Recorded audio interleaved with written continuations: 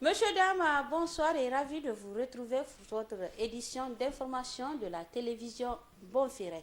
Cela dit, en visite dans la région de Tawa, le président de la République poursuit sa série d'inauguration des infrastructures routières. Ce matin, il a inauguré la route Tawa-Tablak après celle de Yeya Dangona. N'est-ce pas, Suleiman Ousmane? Réalisée par l'entreprise MBC BTP, la route bitumée Tawa-Tabalak est désormais opérationnelle. Le président de la République, Mohamed Bazoum, a donné le baptême de feu de cette route. L'importance de la route RTA Tawa-Arlit et la stratégie du pays en matière d'infrastructures routières ont été développées par le président de la République face à la presse. Je suis venu dans cette région de Tawa pour procéder à l'inauguration de deux routes importantes. Celle-ci, dans le cadre de ce que nous appelons la RTA, c'est un maillon important. Il nous reste deux maillons à Balak, Tamaya, dont nous allons lancer les travaux demain, et puis Tamaya Mararaba qui est presque achevé. Évidemment, MBC a un contrat pour faire le tronçon Tabalak à Balak de 80 km.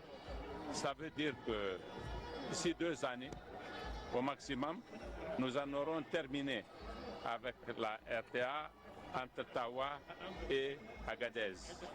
Mohamed Bazoum témoigne également de la qualité de cette route. Moi, j'ai suivi cette route, j'atteste qu'elle est d'une très grande qualité. Tout comme était de très grande qualité la route que MBC a construite entre Agadez et Mararaba Ingal, comme la route entre Agadez et Tigidit. Et le ministère de l'équipement a décidé de mettre en œuvre une politique de préférence nationale, même sur les marchés internationaux, à compétences égales et à prix à peu près égal. Nous prendrons toujours une société nationale de façon à ce que justement ces investissements profitent à notre pays. Quand c'est une société étrangère, elle rapatrie ce qu'elle gagne dans la route. Mais quand c'est une société nationale, elle investit ici. C'est une manière pour nous d'aider nos sociétés nationales à être vigoureuses et à pouvoir aller entrer en compétition avec les autres qui viennent chez nous. Aujourd'hui, vous n'avez aucune société de BTP nigérienne qui entre en concurrence dans les pays voisins et ailleurs avec les sociétés de ces pays et les autres sociétés. La mise en service de cette route permettra la fluidité de la circulation, mais aussi de réduire le coût de transport des usagers, tout en mettant fin au calvaire des usagers du tronçon Tawa-Tabalak. Toujours dans sa série d'inauguration, hier, le président Bazoum Mohamed a inauguré la route Yeya Dangona d'une longueur de 67 km à un coût de plus de 35 milliards de francs CFA. Retrouvons toujours Souleymane Ousmane pour plus de précisions. Le président de la République, Mohamed Bazoum, par cet acte, inaugure officiellement dans la région d'Ottawa la nouvelle cimenterie de Tambassa Badigueshiri de l'entreprise China Africa Materiel, fruit de la coopération sino-nigérienne.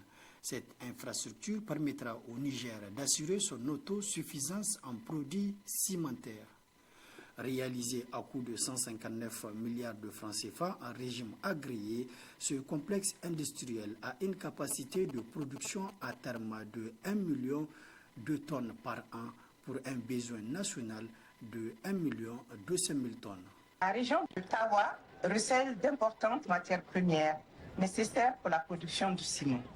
Il s'agit principalement du calcaire et du gypse, dont les réserves prouvées militent en faveur de la multiplication des initiatives de création et d'exploitation d'entreprises de production de ciment, tant pour la satisfaction des besoins nationaux que pour l'exportation. À propos de ces initiatives, la CBM en porte une, celle de la cimenterie de Badigueshiri. Ensuite, le président de la République a procédé à l'inauguration de la route Yaya Dangona, longue de 67 km. La réalisation de cette infrastructure routière, comme tant d'autres dans la région, vise surtout à créer un maillage du réseau routier afin d'assurer plus de fluidité dans le trafic et faciliter ainsi l'écoulement des produits agro-pastoraux. Cette cérémonie traduit votre engagement à travers le programme de Renaissance Acte 3 de doter le pays d'infrastructures pour son développement économique et social. Excellence, Monsieur le Président, cette route a une chaussée revêtue en bicouche de 7 mètres de largeur avec 1,5 m d'accotement de chaque côté, soit une plateforme de 10 mètres. Sur le plan environnemental et social, de nombreux travaux connexes ont été réalisés. 4 forages hydrauliques, plantation de 1595 arbres, 3500 mètres linéaires de murs de clôture réalisés, et salles de classe construites. Toutes ces réalisations permettront de booster l'économie nigérienne et créer d'autant d'emplois pour les jeunes. Pour ce qui est de la route, le coût s'élève à plus de 35 milliards de francs CFA. Cette infrastructure routière qui va desservir plusieurs localités du département de Ilela allant jusqu'à Koni a été financée sur le budget national. Quant à la cimenterie, ce projet est une première réponse de l'engagement du président de la République de doter chacune des régions de notre pays d'une entreprise industrielle. À Tawa, toujours la zone de défense numéro 4 a reçu la visite du président de la République. Une façon pour le chef de l'État de les encourager, féliciter et apporter le soutien du peuple nigérien. N'est-ce pas, Suleiman Ousmane? Aussitôt arrivé dans la région de Tawa pour une visite de 72 heures, le président de la République, chef de l'État Bazoum Mohamed, a visité le bataillon BIA de la zone de défense numéro 4 de Tawa, où il a affirmé le soutien de la République aux troupes, mais aussi le rôle crucial de cette base dans le contexte actuel. Cette zone, la zone 4, pour ce qui concerne les pannes, la région de Tawa, de façon générale, pour les forces de défense et de sécurité, de façon globale, est une zone cruciale pour la sécurité du territoire nigérien. Vous êtes sur la ligne de front de cette guerre que nous menons pour faire face aux terroristes. Avec la frontière du Mali, vous êtes aussi chargé d'assurer notre sécurité dans l'espace saharien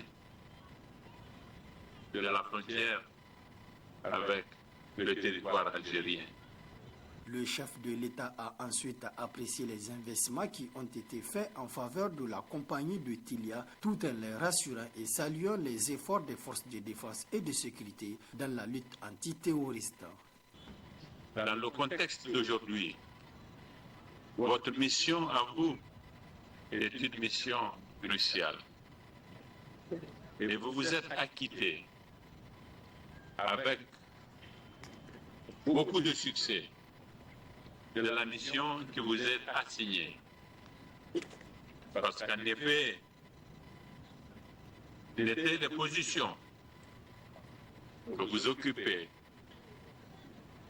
à partir de Tilia, à Iknewen, et tout récemment à Midal, qui sont des positions à partir desquelles vous rayonnez très loin, jusqu'à la frontière malienne.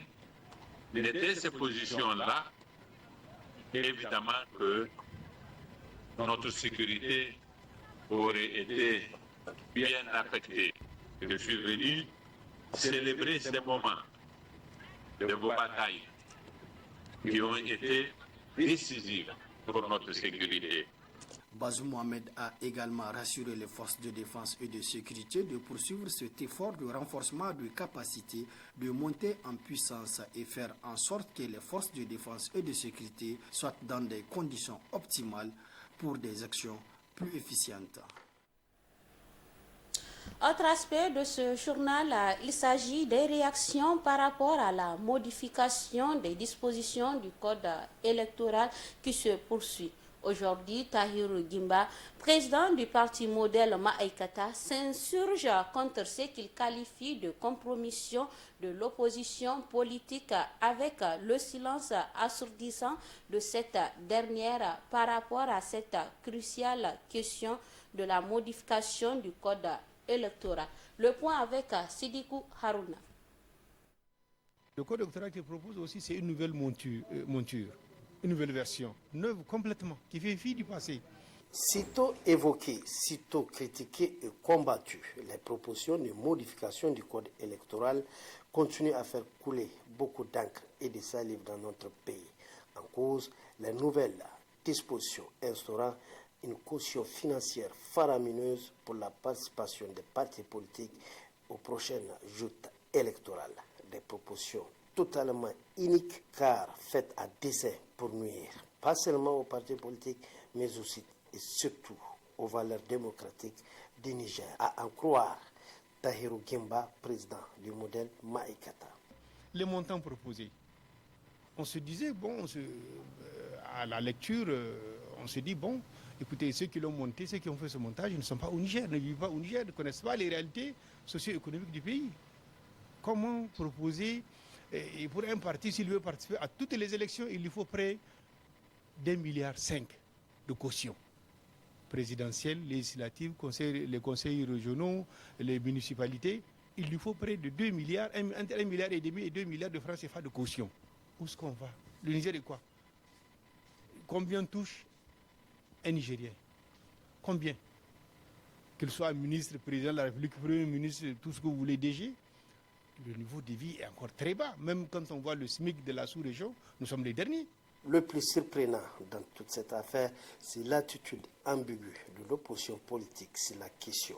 Bien qu'elle ait son mot à dire, la frange importante de cette opposition est restée muette, comme si la question ne la concerne pas du tout.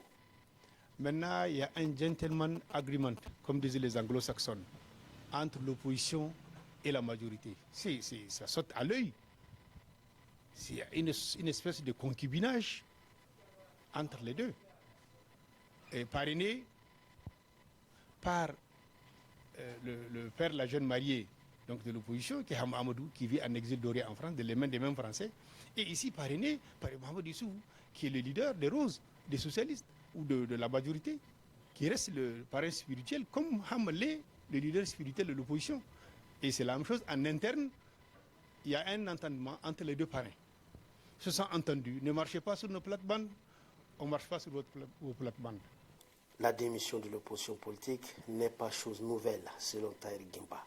Elle s'est compromise depuis bien longtemps. En réalité, pour lui, les deux camps, à savoir la majorité et l'opposition, ont en quelque sorte fait un enfant dans le dos du peuple nigérien. Le président actuel, le régime actuel qui est parrainé par la France officielle. L'opposition est parrainée par la France des réseaux. C'est blanc, bonnet, bonnet blanc. Ça revient. Ah non, on n'a plus le contrôle du pays. Ni l'opposition, ni la majorité. En fait, on navigue à vue. C'est comme un avion sans pilote. Parce que l'opposition qui est censée faire les remarques essentielles et les mises en garde essentielles au pouvoir est compromise au quotidien. Elle gère, elle co-gère avec le pouvoir, avec la majorité.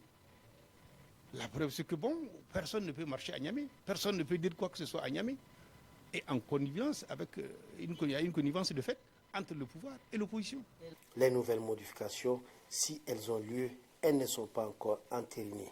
Le peuple nigérien déclare le champion de modèle Ma'aikata se doit de se mobiliser et d'arrêter de compter sur la vigilance de l'opposition pour contrôler désormais la gouvernance du pays.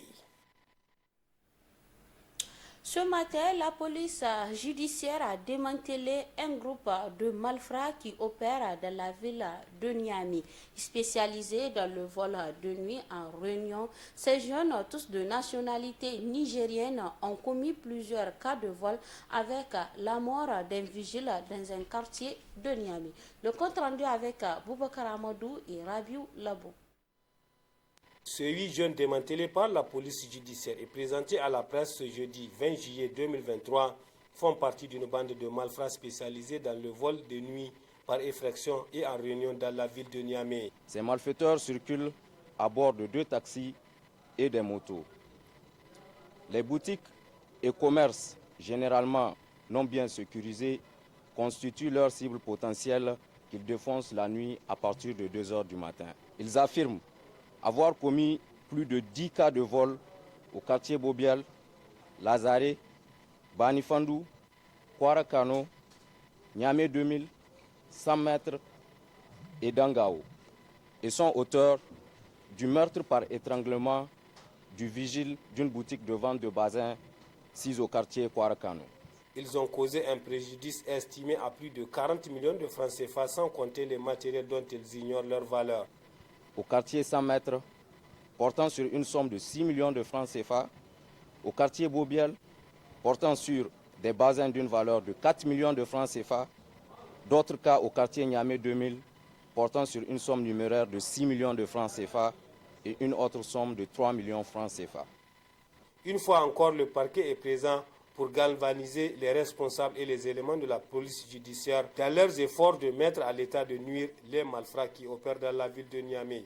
Selon le parquet, malgré les efforts de la police judiciaire, le phénomène de vol perdure dans la ville de Niamey, ce qui nécessite une réflexion approfondie de tous les acteurs. La population ne peut plus supporter ça.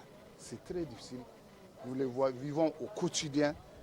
Nous arrêtons toujours des gens pour des faits comme ça. Ce n'est pas du tout intéressant. Je n'ai pas compris pourquoi ce phénomène a pris une telle ampleur, mais on va engager des réflexions plus approfondies pour voir en tout cas ce qui est à la base de ce phénomène et quelles sont les dispositions qu'on va prendre pour vous accompagner dans les efforts que vous commettez au quotidien pour éradiquer ces phénomènes.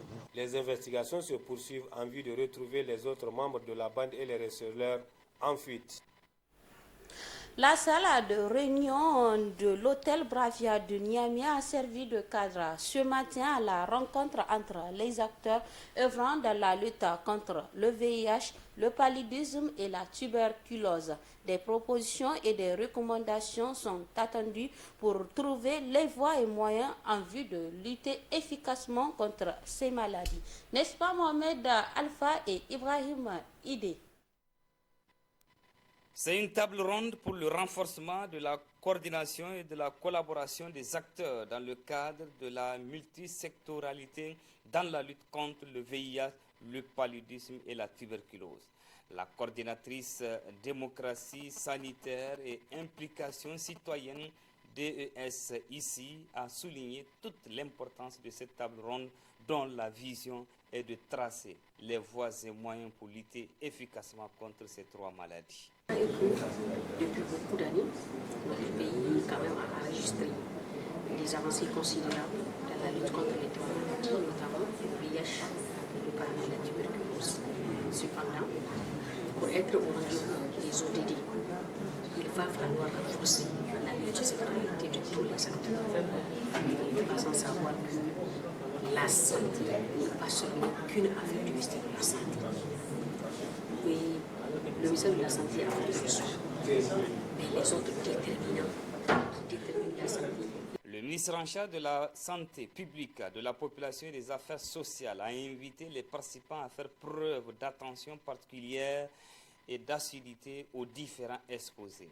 Il les a exhortés à des débats constructifs pour mettre un cachet particulier à cette rencontre.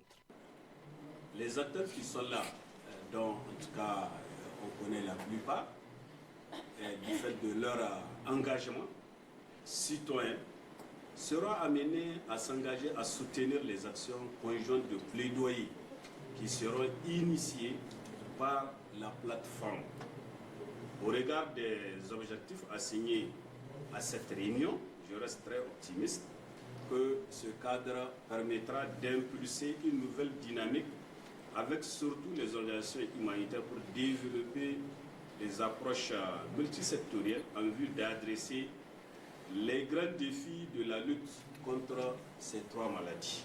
Les participants seront édifiés sur plusieurs thématiques afin de tracer des pistes de solutions, surtout de formuler des recommandations pour lutter dans la plus grande efficacité contre le VIH, le paludisme et la tuberculose.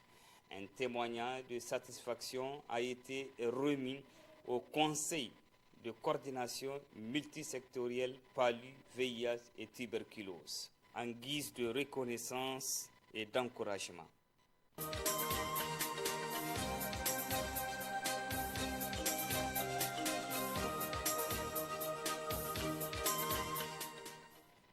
À présent, la revue de presse de Bonferré et c'est avec Mustapha Abdrahmana Zongoma. Mustapha, bonsoir. Bonsoir Samira. Que nous rapportent nos confrères de la presse écrite cette semaine? Cette semaine, les parutions ont évoqué la révision du code électoral, l'après-élection partielle de la diaspora au PNDS Tareya, la question de la corruption et celle de l'insécurité. Et nous débutons avec l'avant-projet de révision du code électoral. Le Canard en furie titre à sa une « Quand la soif de pouvoir rend amnésique les princes roses ». La révision du code électoral n'est pas un nouveau débat au Niger. Depuis l'instauration de l'ère démocratique, elle a toujours suscité des tensions entre tenants du pouvoir et partis politiques de l'opposition.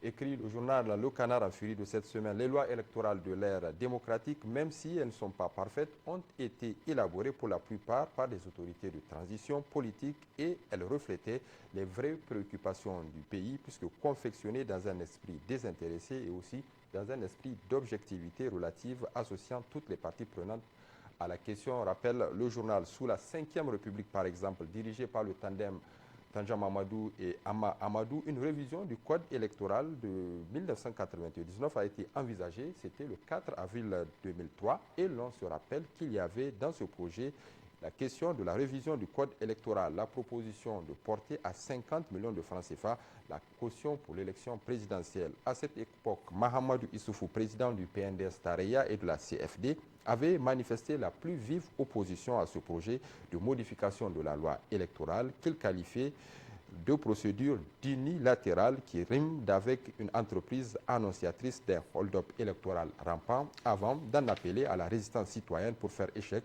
à ce projet de modification de la loi électorale. Aujourd'hui, 20 ans après, cette caution est sur le point d'être multipliée par 8 puisqu'elle est actuellement de 25 millions de nos francs CFA, rappelle le journal. C'est après avoir sciemment créé toutes les conditions possibles pour pousser l'opposition politique à boycotter le CNDP, que le régime actuel avait réussi en catimini à mettre en place un soi-disant comité chargé d'élaborer un avant-projet de code électoral dont les propositions viennent d'être rendues publiques.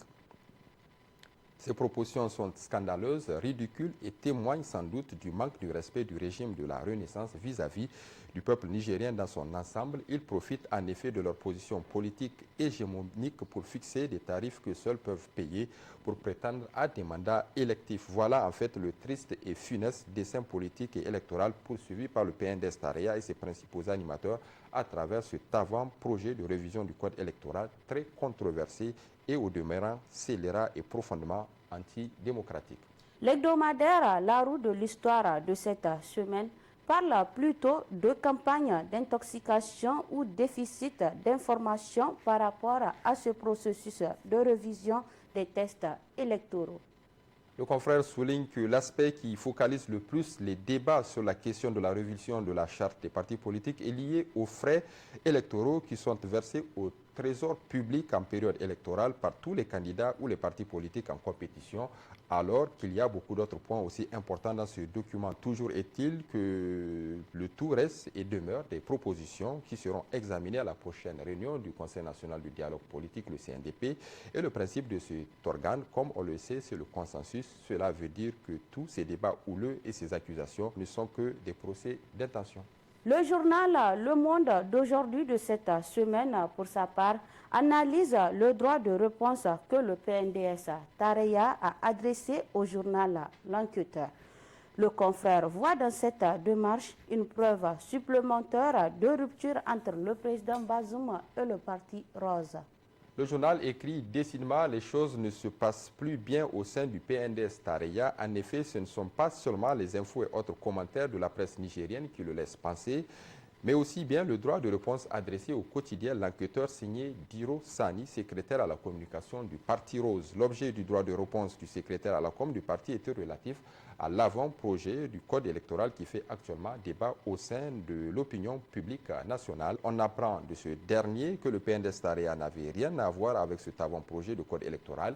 Il a été rédigé par un comité technique mis en place par le régime actuel et le PNDS Tareya avait seulement reçu, comme toutes les autres formations politiques du Niger, copie pour amendement. À travers ces affirmations d'Irosani, le journal Le Monde d'aujourd'hui voit tout simplement une rupture entre le président Bazoum Mohamed et le parti qu'il a porté au pouvoir, c'est-à-dire le PNDS Tareya. Le Monde d'aujourd'hui s'interroge sur le degré d'autorité dont dispose le secrétaire à la communication du parti pour parler ainsi au nom du PNDS Tareya, lui qui ne fait pas partie du clan très restreint des caciques du parti comme Fumako Egado, Hassoumi Massaoudou ou encore Oumoudou Mahamadou. Comment un simple secrétaire à la communication peut-il endosser la responsabilité de tels propos gravissimes pour un projet de texte élaboré à la demande du pouvoir politique en place? Le journal s'interroge. En réalité, certains observateurs estiment qu'Irosani ne serait dans cette affaire que le fou du roi au service des pontes du présidium du parti aux mains des affidés d'un certain Issoufou Mahamadou. La rupture entre le président Bazoum et le PNDS Tareya ne fait que se creuser chaque jour davantage.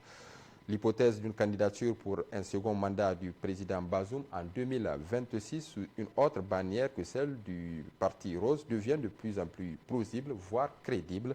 Ce n'est plus alors une idée farfelue sortie de l'imagination tortueuse des journalistes nigériens. Voilà en filigrane le message que l'on pouvait lire à travers les lignes de ce droit de réponse d'Irosani au journal L'Enquêteur. L'hebdomadaire Niger Inter Hebdo de cette semaine estime, lui, que les stratégies du Niger en matière de lutte contre le terrorisme est payante. Le Niger continue d'être un pays sûr, écrit le journal. C'est le fruit des efforts consentis par le gouvernement dans le cadre de la lutte contre l'insécurité. Grâce aux efforts du gouvernement et sous l'impulsion du président de la République, Mohamed Bazoum, les attaques terroristes se raréfient dans les régions du pays longtemps affectées par le terrorisme et le banditisme armé. Et puis, Samira, avant de nous quitter, voyons ensemble ces deux unes. La première, celle du journal Le Quotidien, le renouveau numéro 23 du 18 juillet 2023, qui a titré sur la situation politique dans notre pays. Échiquier politique, que reste-t-il de l'opposition nigérienne? Et puis le journal Le Point News numéro 30 du 18 juillet 2023, qui a pour sa part titré Lutte contre la corruption à Caen, la vitesse de croisière. Mustapha, merci. Merci Samira Alimega. C'est également la fin de votre édition d'information sur la télévision Bonferré. Merci de nous rester fidèles. Prochain rendez-vous de la rédaction, c'est demain, Inch'Allah.